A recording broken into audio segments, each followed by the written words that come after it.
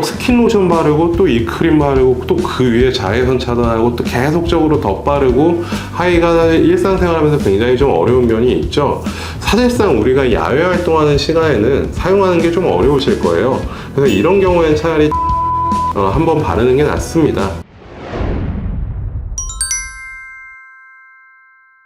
안녕하세요. 저는 스타트 채널의 한바름 원장입니다. 오늘은 피부가 하얘지고 피부톤이 밝아진다고 하는 미백 크림의 성분들에 대해서 좀 알아볼 거고요. 주의해야 할 점은 없을지에 대해서도 알아보도록 하겠습니다. 자, 미백 크림은 이제 잡티라든지 혹은 어두운 톤의 얼굴을 화장으로 가리는 게 아니라 어떤 화장품의 성분으로 이런 잡티들이 생기지 않게 막거나 혹은 이미 생겨 있는 것들을 좀 완화시키는 데 기능을 둔 제품들이죠. 그러면 타겟은 당연히 지난 시간에 설명드렸던 멜라닌 색소가 될 건데요.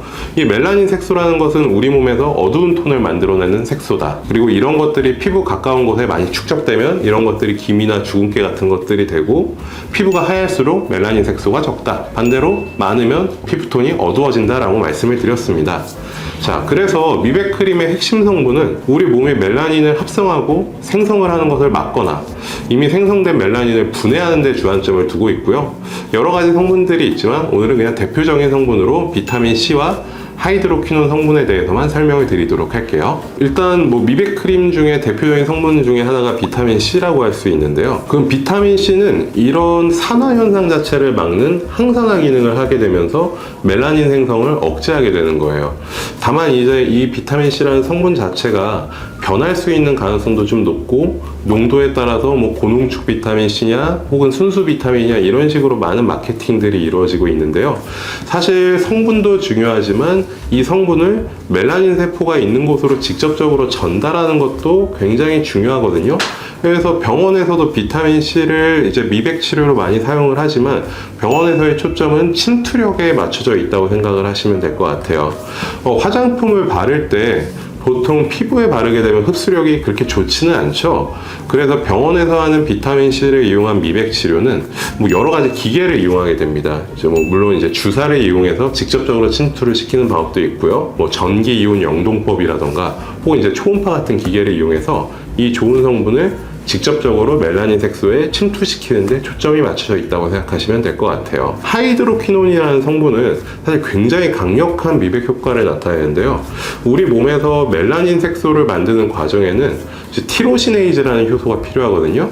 하이드로퀴논은 이 티로시네이즈를 아예 그냥 없애버려요. 그래서 멜라닌을 차라리 만드는 데 필요한 과정 자체를 차단하게 되는 거죠. 당연히 농도가 높을수록 효과가 좋은 대신 부작용이 생길 가능성도 더 높아집니다. 하이드로퀴논 연고 같은 경우에는 4%의 농도를 기준으로 그 이상의 농도는 반드시 의사의 처방전이 필요하게 되어 있어요. 다만 이제 그 이하의 농도는 약국에서 직접 구매해서 사용을 해볼 수가 있거든요. 우리가 광고를 많이 해서 유명한 이제 도미나 크림 같은 것들이 보통 하이드로퀴논 연고 제품으로 2%랑 4%가 판매되고 있을 거예요. 이 성분은 멜라닌 합성 자체를 많이 억제하는 기능이다 보니까 바로 사용한다고 해서 잡티가 싹 사라지거나 피부가 바로 밝아지지는 않고요. 수개월 이상, 보통 4개월 이상은 꾸준히 사용을 해줘야 됩니다. 이제 성분 효과가 굉장히 강력하기 때문에 부작용이 일어나는 빈도도 꽤 높은 편이에요. 대표적으로 이제 바른 부위 자체에 빨개지는 홍조라든지 혹은 건조감 자체가 꽤 심하게 나타날 수 있습니다. 그래서 처음 사용하실 때는 4%의 연고를 사용하시기보다는 가장 낮은 농도인 2%에서 시작하시거나 병원에 내원해서 전문의의 상담을 받고 나서 사용하시는 게 좋을 것 같고요. 이 피부에서도 또 알러지 반응이나 거부 반응이 일어날 수 있거든요. 그래서 처음에는 이제 귀 뒷부분이라든지 아니면 턱 밑에 같은 좀 피부가 두꺼운 곳, 잘 눈에 띄지 않는 곳에 발라서 테스트를 한번 해보시고요. 이상이 없다면 그때부터 이제 잡티가 있는 곳에 소량씩만 발라주시면 되겠습니다. 자, 하이드로퀴논 연고를 사용한 후에는 무조건 자외선을 차단해야 된다. 이걸 바르고 자외선에 노출되었더니 오히려 멜라닌 생성이 증가했다는 연구가 결과가 있거든요. 그래서 사실 자외선 차단제를 꼭 사용을 하라고 되어 있는데 스킨 로션 바르고 또 이 크림 바르고 또 그 위에 자외선 차단하고 또 계속적으로 더 바르고 하이가 일상생활하면서 굉장히 좀 어려운 면이 있죠.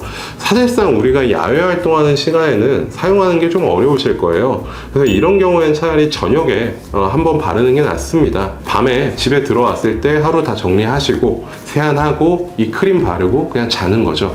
이게 가장 간단한 과정이라고 보시면 될 것 같아요. 자, 오늘은 여러 가지 미백 크림에 포함된 성분들에 대해서 좀 알아봤고요. 제가 말씀드린 성분들 외에도 글루타치온, 또 트라넥사민, 알부틴 같은 여러 가지 미백 효과를 나타내는 증명된 성분들은 굉장히 많습니다. 하지만 어떤 좋은 성분이든 잘못 사용하게 되면 효과가 떨어질 수도 있고요. 아예 없을 수도 있고, 오히려 부작용이 나타날 수도 있겠죠. 같은 성분이라도 어떻게 적용하느냐에 따라서 효과는 더 배가 될 수도 있을 거예요.